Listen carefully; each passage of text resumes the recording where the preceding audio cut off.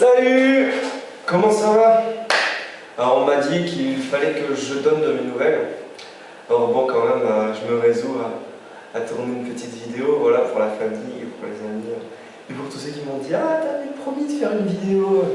Non, alors voilà, je prends un petit peu le temps, puisqu'en fait la vérité c'est que j'ai le temps hein, quand même, mais c'est vrai que je le prenais pas vraiment. Donc ici vous le voyez, hein, j'ai le sourire, tout se passe bien, c'est génial. Donc c'est zen, hein, moi je suis assez détendu ici, c'est cool. Donc là on est dans une salle de cours, là autour. Donc là ce matin il n'y a personne, puisque en général les personnes viennent tôt le matin, c'est 8h30 à 9h30, donc avant les cours, avant l'école, avant le travail, ou alors ils viennent plus tard le soir, de 5h jusqu'à 6h30, 7h30, où j'ai des cours. Donc les cours ça se passe super bien. Hein. Donc on a toutes sortes de personnes. Hein. On a des personnes, on va dire, qui sont à l'université, donc qui sont plus jeunes.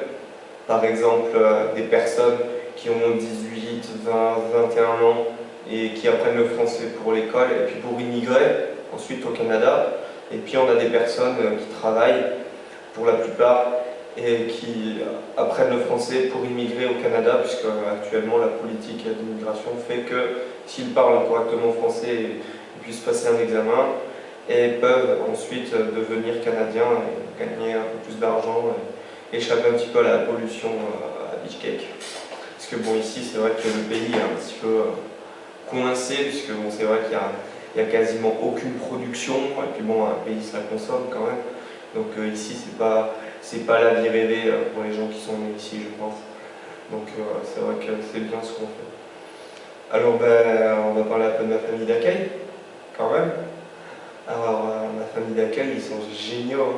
Donc c'est la grand-mère, surtout, qui s'occupe de moi. Donc c'est une famille musulmane très croyante. Hein. Donc en fait, la grand-mère, déjà, elle est allée à la Mecque. Donc moi je viens de France, hein, à la base je suis catholique, on va dire. Enfin, moins de culture. Donc quand on me dit que quelqu'un est allé à la Mecque, quand même ça pose les choses, quoi. Quand même la personne elle est croyante. Donc là c'est vrai qu'il y a quelques règles qu'il peut respecter, quoi. Par exemple, ils ne vont pas boire d'alcool, on ne mange pas de cochon à la maison, ni même dans le pays en fait je crois. Donc en fait il va falloir que j'aille au marché. On m'a dit qu'au marché je pourrais trouver du ralouf. Donc ça va être pas mal parce que là je commence vraiment à avoir envie de me faire une petite tranche de jambon, de saucisson. Là, ça va faire un mois, un peu plus d'un mois, puisque même en France, on n'avait pas mangé de quelques jours. Donc, je commence à manquer un petit peu, là, être en pâte sèche de viande de porc. Voilà, pour ceux qui m'entendent, ça veut dire à Noël, envoyez-moi de la saucisse. Non, je rigole. Et sinon, super sympa, on mange très bien. Alors, en fait, eux, dans ma famille, c'est des Ouïghours. Donc, les Ouïghours, en fait, ça fait un petit peu comme les Kabyles en Algérie, en fait.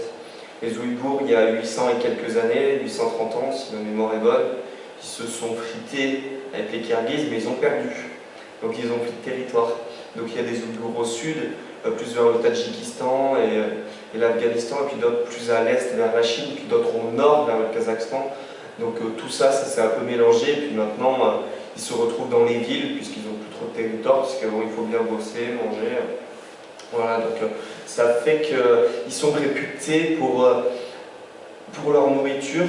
Donc je mange vraiment très bien. Donc ça, il n'y a rien à dire. Ils font des petits pains ouïghours ou alors tous les soirs. En fait, il y a toujours un petit peu de la soupe. En fait, il y a toujours un espèce de bouillon assez épicé. Hein, c'est assez relevé. Hein, ça a le goût du couscous, ça pique.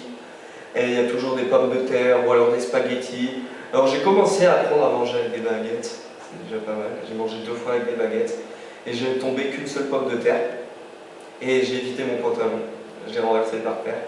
Donc c'est déjà pas mal.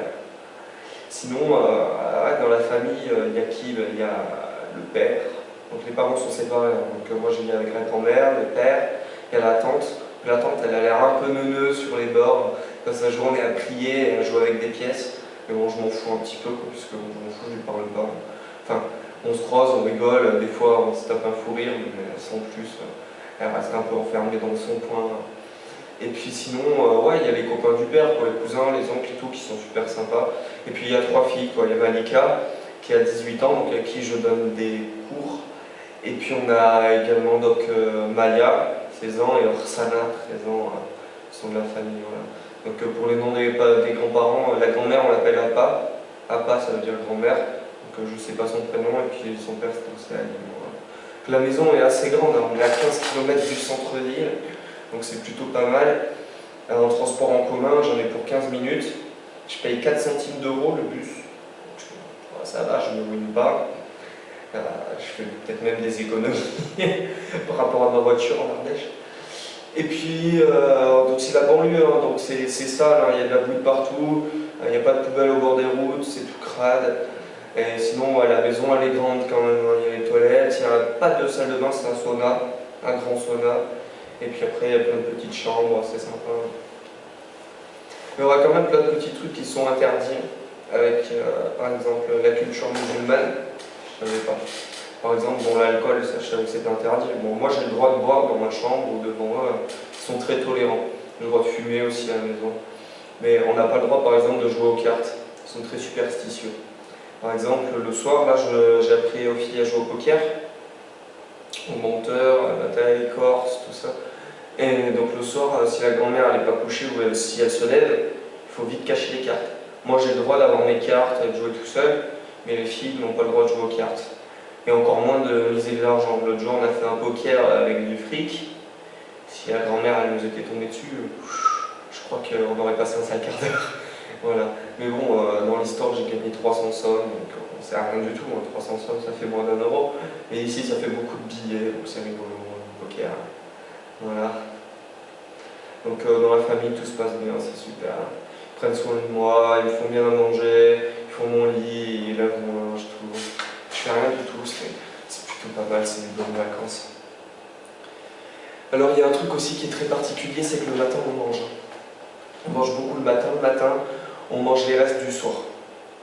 Donc en bref, ça veut dire que le matin, tu manges un bol de soupe, donc s'il y a eu du bortsch le soir, le lendemain matin, tu as un bol de soupe épicée rempli d'oignons, de choux et de trucs. Alors, le matin au réveil, ça fait un peu bizarre les 2 premiers jours, mais après ça fait du bien, ça fortifie dès le matin, quoi. Quand tu sors dans le froid, tu as le ventre chaud, tu as bien mangé. Alors pareil, ils ne boivent pas une goutte d'eau. Donc moi je bois un peu d'eau, j'ai un verre d'eau, mais tout le monde boit du thé. C'est thé noir, puis bon moi je préfère, donc j'ai le droit au thé vert. Mais en règle générale c'est thé noir, mais il est vraiment pas très fort. Ils font du thé et ensuite ils le recoupent avec de l'eau encore bouillante. Donc on boit du thé à table. Donc c'est plutôt pas mal. Ouais. Voilà. Donc je vais parler un peu de mes amis quand même. Alors ici je me suis fait plein de potes. Donc en fait le truc c'est qu'au début je connaissais personne. Et puis un jour quand même je me suis dit merde ça fait chier, j'en ai marre de rien foutre. Et donc ouais, à la fin de la première semaine, je me suis invité dans un cours de français à l'université. Donc au cours d'économie, à l'université d'économie, ou à Malika, de ma famille. Et donc voilà, l'improviste, j'ai discuté avec la prof juste avant son cours, elle m'a laissé parler. Et donc là, je me suis fait plein de copains avec les étudiants. Et donc là, on sort à peu près tous les soirs ou tous les 2 soirs. Donc à chaque fois, on va au Marrakech Café, donc on va faire un bar, c'est un petit bar à chicha. Donc la chicha, ça coûte rien du tout ici. Hein. Ici, on doit payer 3 ou 4 euros pour renouveler les charbons quand on a tout fumé. Puis sinon, on boit un verre, c'est pareil, un verre d'alcool, au bar ça coûte 1 euro, hein, boire un rhum ou un Bacardi, ou un whisky ça coûte 1 euro, un demi-litre de bière c'est 1 euro, dans le bar, hein, dans un endroit assez chic quand même. Et puis après on sort, puis on va au cybercafé, on va fumer des clopes et jouer à la PlayStation, c'est plutôt pas mal. Alors pareil, hein, moi ici je me déplace en taxi le soir je prends pas les marches-Rutka, donc les marches-Rutka c'est des minibus, donc des minibus Mercedes pour 7 ou 8 personnes. Et donc souvent il y en a 20 ou 25, c'est l'enfer, on ne voit pas où on est, on ne voit pas où on va. Donc quand on n'est pas de la ville, qu'on ne parle pas russe, c'est un petit peu infernal. Mais donc moi je me déplace en taxi pour traverser toute la ville, du nord au sud, donc de chez moi jusqu'à chez mes potes, j'en ai pour 2,60 € à peu près. Aller-retour ça fait 4 €. Donc c'est vraiment raisonnable hein, pour un taxi, c'est sympa, on met la musique à fond, on discute, c'est pas mal. Voilà. Et donc la mentalité, hein, donc, très ouverte, hein, il n'y a pas de problème de racisme ou de trucs comme ça, de trucs, non, des fois les gens regardent un peu bizarre, tu sais, parce que bon, t'es pas habillé pareil ou t'es pas coiffé pareil, mais moi c'est ce qui m'a surpris ici, parce que vu qu'on n'est pas très loin de la Chine, tout le monde est bien habillé, tout le monde, bon c'est du faux, mais tout le monde est bien habillé, et tout ça, et puis les gens sont plutôt sympas. Après, tard de soir, bon, il y a les gens de la campagne, tout ça, ceux qui zonent, qui sont complètement bourrés. Donc là, il faut faire attention, pas sortir tout seul. C'est comme partout en France, c'est pareil. Voilà. Donc en tout cas, j'ai été très bien accueilli, ça se passe super bien.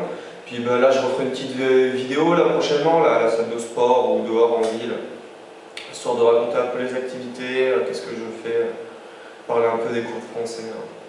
Voilà, bye bye. Allez, à la prochaine tout le monde.